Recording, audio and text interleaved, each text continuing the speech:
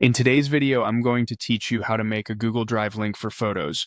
If you want to share a group of photos quickly and easily, Google Drive is a great option. Instead of sending large files one by one, you can place your photos in a folder and create a shareable link that other people can open.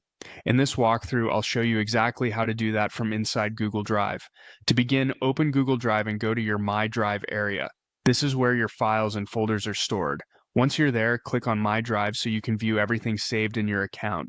Next, find the folder that contains the photos you want to share. This is important because the link you create will be connected to that specific folder. After selecting the correct folder, click the three dots to open more actions. This menu gives you access to several file and folder options, including sharing. From that menu, click Share. A sharing window will appear, and this is where you'll control who can access the folder. In that window, click Manage Sharing Settings to open the full sharing options. Now look for the General Access dropdown. Click it, and you'll see multiple access choices. To make the folder shareable through a link, select anyone with the link. This means people won't need to be added individually, and anyone who has the link will be able to open the folder based on the permission level you choose. After that, click on the sharing settings drop down for permissions. This is where you decide what people can do with the folder.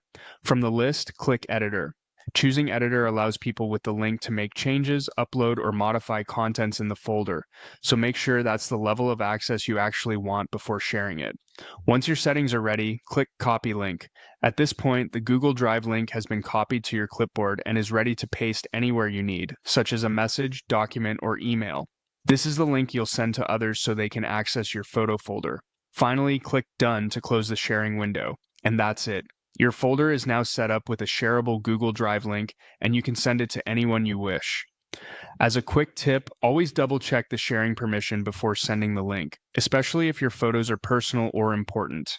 That way, you stay in control of who can view or edit your files.